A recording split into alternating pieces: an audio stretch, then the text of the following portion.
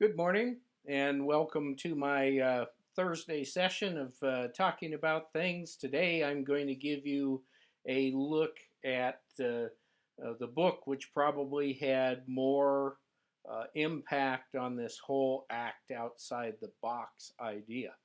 Um, I'm sure this will show up as being the type being backwards, but yes, it does.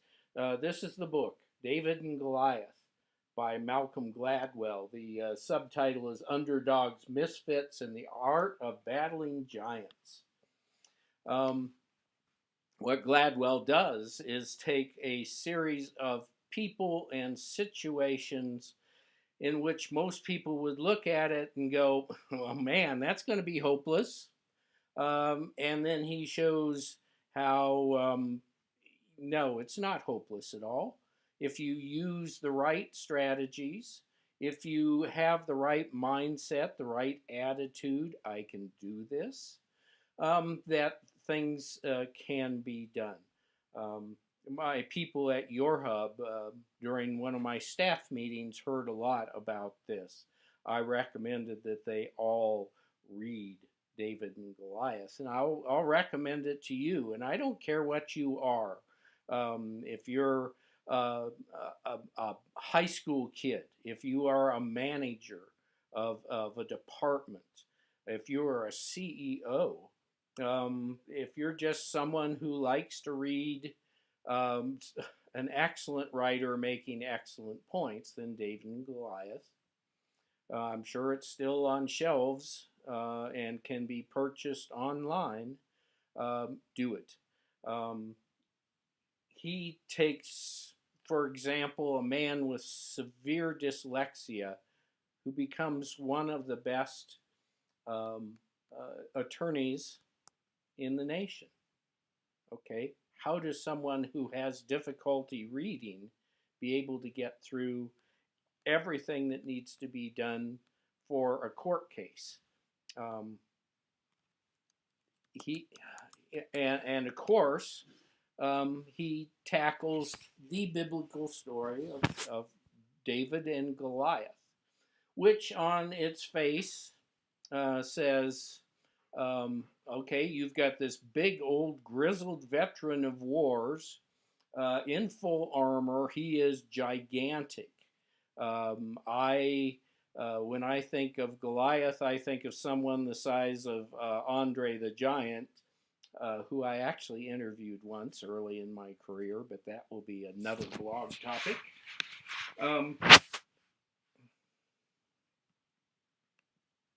Excuse me, but my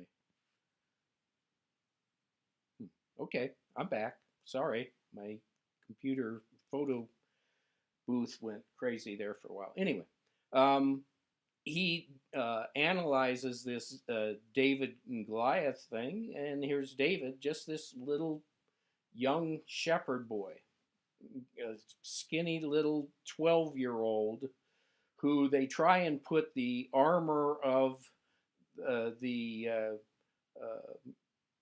king of Israel on him, and it just is, it's too big. I mean, it's nothing matches. So he walks out onto this field of battle, in just his normal little everyday clothes, and he has a slingshot and a rock. Guess who should win that battle? Yep, grizzled old warrior. Yep, he's got everything going his way. Yeah, no. And Gladwell will dissect that story and look at it completely differently. And then he will go into other stories.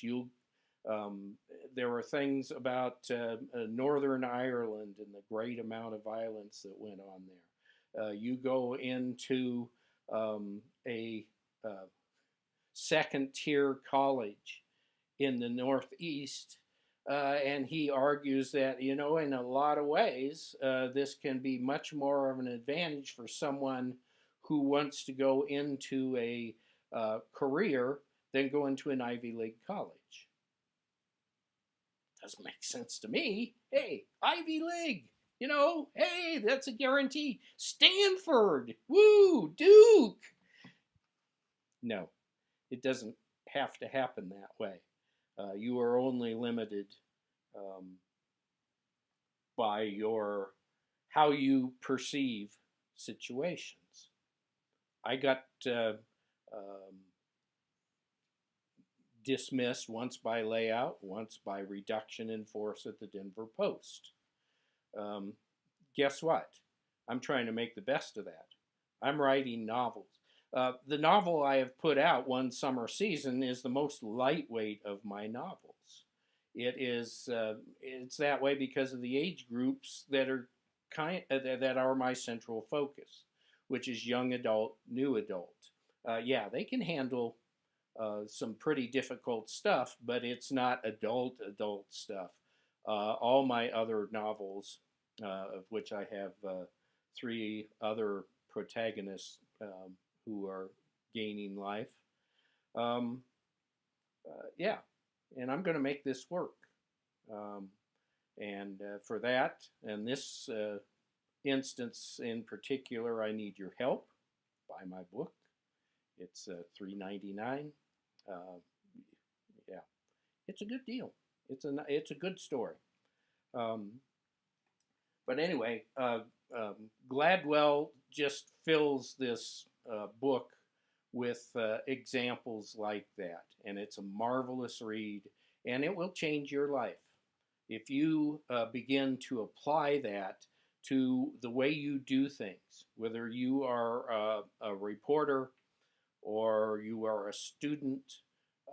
Yeah, Malcolm Gladwell is going to teach you marvelous lessons. So that's all for today. As you can see, I'm still in my pajamas and robe, which means soon as I'm done with this, I'm sitting down to write because I feel like writing today. Actually, I am revising today. For any of you who are working to be an author, yeah, you realize that is a major step in this. You write, and then you go back and you look at it again, and you do things a little differently. And all the time, I am trying to act outside the box. And my stories um, are unique.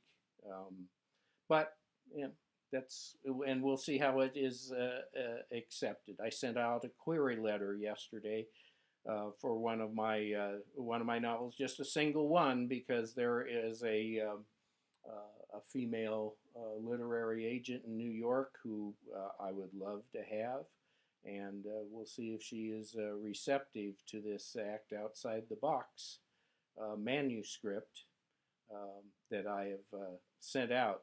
She asked for the first three chapters, which for me is a very good. Um, I'm not a big fan of those who say, "Oh, send me your query letter and the first three pages." Okay, good. Yeah. There's a Cliff Notes um, edition of what you have spent, 2, 3, 4, 5, 6, 7 years writing. So, okay, give me three chapters. Yeah, you're going to get a good idea of everything involved in the way I am writing this novel, and and at least the barest little foundation on which I am basing my story. So, David and Goliath.